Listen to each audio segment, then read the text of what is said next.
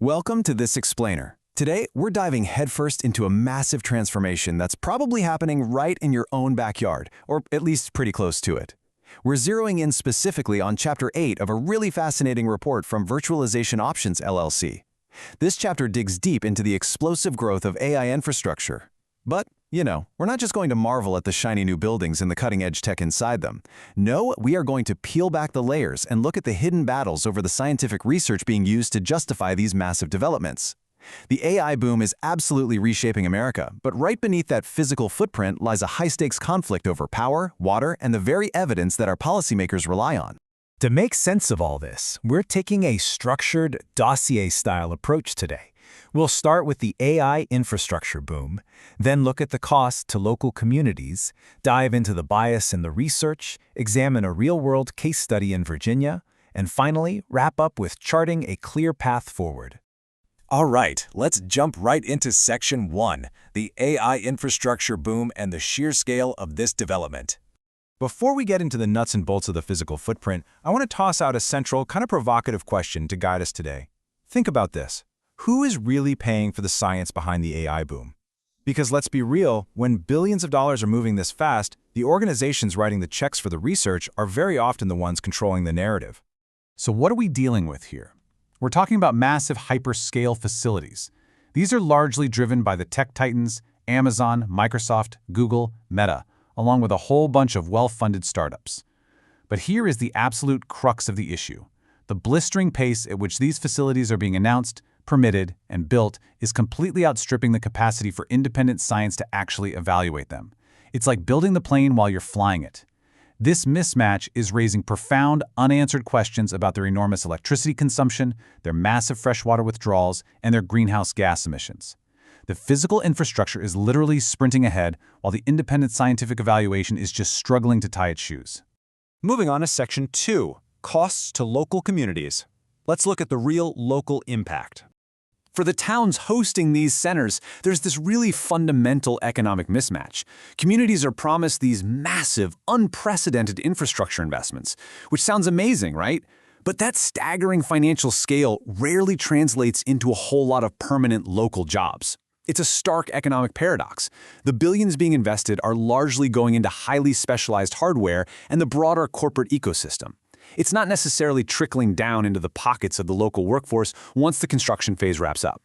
And honestly, the social costs go way beyond just the job market. The source report neutrally documents several really heavy day-to-day burdens placed on the people who actually live there.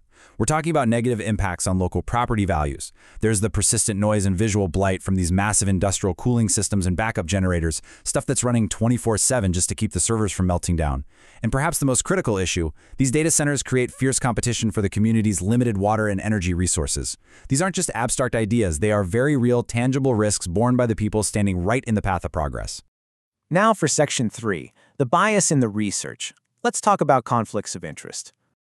Chapter 8 maps out the battlefield of information into three distinct camps.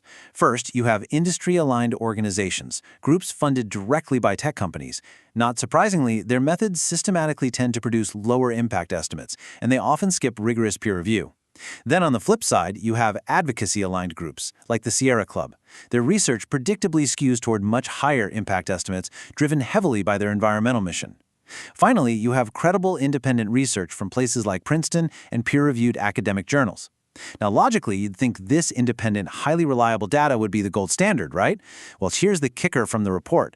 These independent studies are actually the least cited in actual regulatory proceedings. Let's look at Section 4. We're going to ground this with a real case study on Virginia groundwater. So let's look at two totally different studies examining the exact same location in Northern Virginia.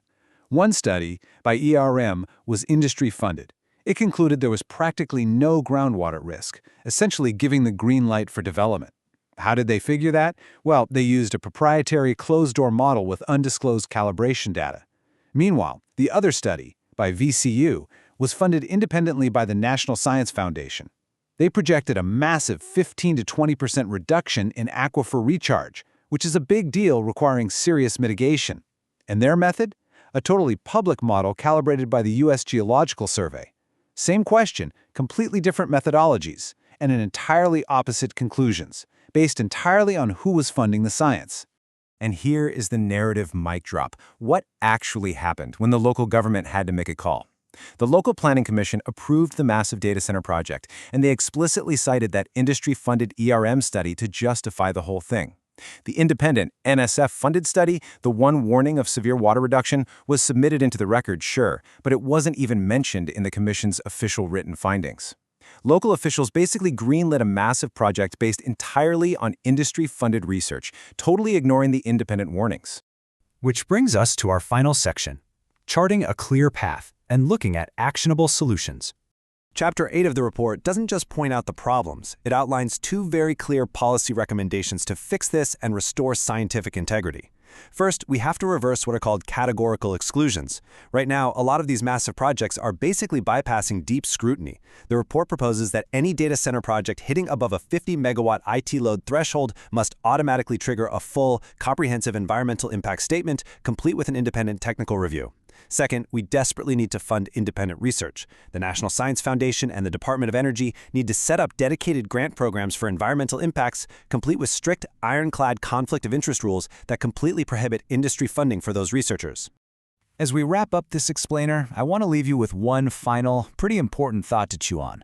How exactly does your local government evaluate the evidence behind massive new infrastructure? Seriously, when the next hyperscale facility is proposed in your county, and it probably will be, will your officials rely on closed, proprietary models funded by the developers themselves?